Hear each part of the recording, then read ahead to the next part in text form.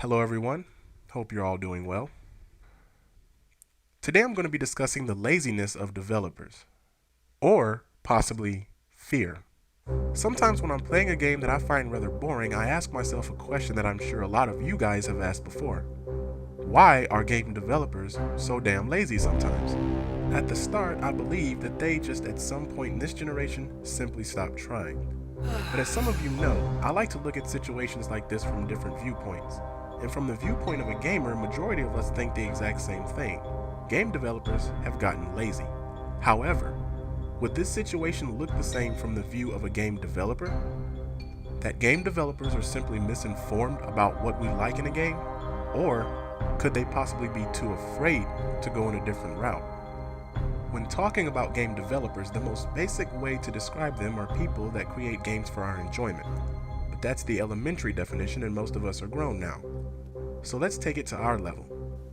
When we look at the repetitive games and pathetic attempts to wow the crowd with graphics over gameplay or a long drawn out story instead of fun gameplay, sometimes you have to ask yourself if lazy is really the correct word to use in this situation. Could it possibly be that game developers are simply misinformed about what it is we like in the game? Or could they possibly be too afraid to go in a different route? Now, I'm aware that this is a pretty heavy claim, and without explaining what I mean, it sounds like I'm simply talking out my ass. However, in order to explain what I mean, we all have to do something that's rather difficult. First, I need all of you to clear your minds of all fanboyism and console dedication. Second, we have to look at this situation not from a gamer standpoint, but from that of a game developer. Yes, we have to leave our world and enter theirs. In their world, I believe it's possible that what we've all been calling lazy has less to do with developers actually not trying and more to do with a fear of trying. But what could cause a developer to fear trying different things or putting all of their time, effort, and money into it? To find the answer to this, we have to all give ourselves a new title. So starting now, we're all one big game developing company. We are new and want to create a game for this generation. Now, while a lot of ideas may come to mind, the most obvious right off the bat is shooter. What a surprise. But why? Is it because we're lazy and don't want to try anything new? Or is it because we know that shooters have taken over and the majority of gamers this generation either play shooters only or play shooters the most? However, it's quite obvious that shooters aren't the only gaming genre out there, though some people may act as if it is. So this sets up different scenarios for us to follow based on what type of game we want to make. Scenario 1 means we take the easy and basic route and create a game that sadly majority of gamers only play this generation, shooters. Scenario 2 means we try something different or original while keeping in mind that we've seen other companies take this route and fail. So from our standpoint, when we hear gamers say companies need to try something new, in our situation, that's easier said than done. Scenario 3 means we take advantage of the ignorant. And while this seems morally wrong, it also happens to be the safest scenario of the three, and here's why.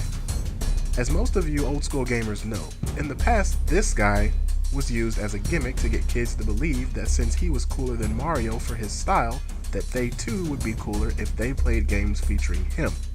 This gimmick was a big success.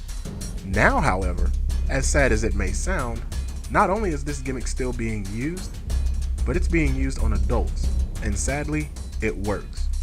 Yes guys, there are people who base their whole adulthood on what games they play. You need proof? Enough said. The other way Scenario 3 works is by fooling people into thinking the game we make is a different genre when in the end, it has you doing the same thing as you would in Scenario 1, shooting. Now then, let's start by assuming we chose Scenario 1. Right off the bat, we start off and end up with a problem. Scenario 1 puts us in a very risky situation. When making a shooter, the first thing we have to think of is the competition.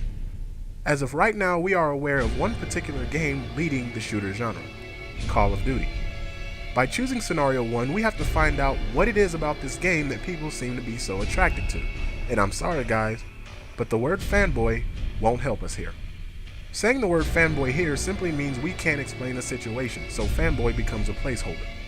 But we're game developers, so this word doesn't work. So we have to actually use our brains this time. Why is it that despite the bitching people who play Call of Duty do, they still would rather play it than any of the other shooters on the market? In a situation like this, the blame can't go to Call of Duty or its fanbase. The blame has to go to the other shooters. We would have to look at the main features of Call of Duty and find out what it is about these features that people seem to like so much. We would then have to try and make a game with features close to Call of Duty's features while at the same time trying to prevent our game from being a Call of Duty clone.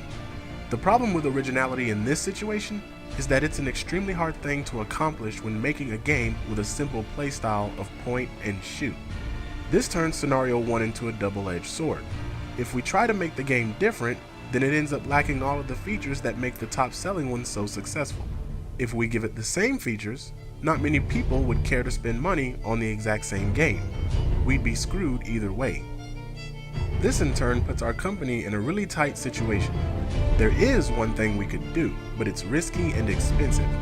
If we can't beat Call of Duty in gameplay, then the only other alternative is to beat it in graphics. This feature alone is the reason why so many games today cost so much money and take so much time to develop.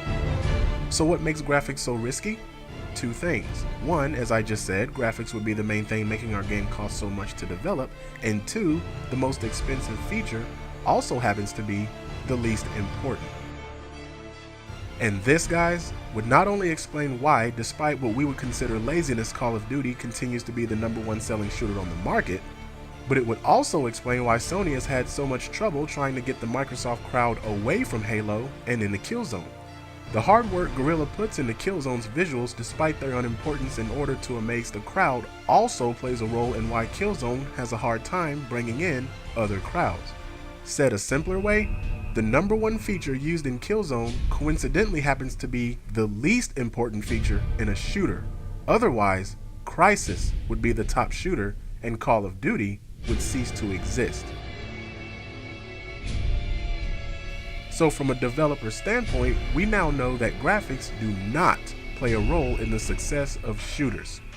And I know a lot of you Sony fans hate the Microsoft crowd, but I guarantee you that as a game developer, you wouldn't feel the same way, especially when you know how much money that crowd can bring in. There's actually a third blade in our double-edged sword, however. This blade is confusion and misleading information. This mainly happens on the PS3 crowd, and here's what I mean. Let's assume we're making an exclusive shooter to the PlayStation 3. The one thing we have to know is what kind of games the main PlayStation 3 fanbase likes. Let's say that we read forums and watch YouTube videos and all we hear from the majority of the PS3 crowd is Halo sucks.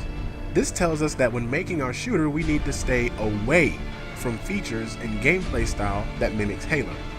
Then one day while we're close to finishing our game, Bungie makes an announcement that Halo Reach will be ported to the PlayStation 3. We all begin to laugh at Bungie and their stupidity for releasing a game that we know the PS3 fans hate. At least, we thought we knew.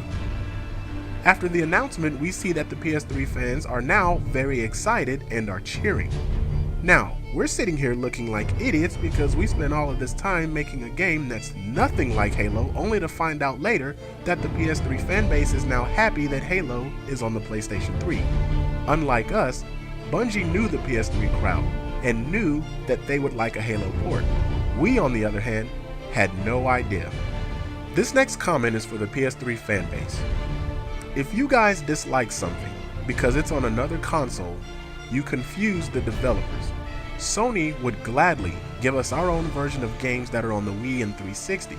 But if you tell them you hate those games, then instead of getting our own whole new version, we end up getting a hand-me-down. It doesn't matter how much they tried to polish it up, it's still a hand-me-down. So if a game comes out for another console that you guys actually like, then say so.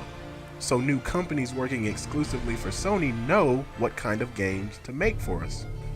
So for Scenario 1, luck seems to be the only way to truly succeed, and there's too much money involved to allow luck to make our game successful.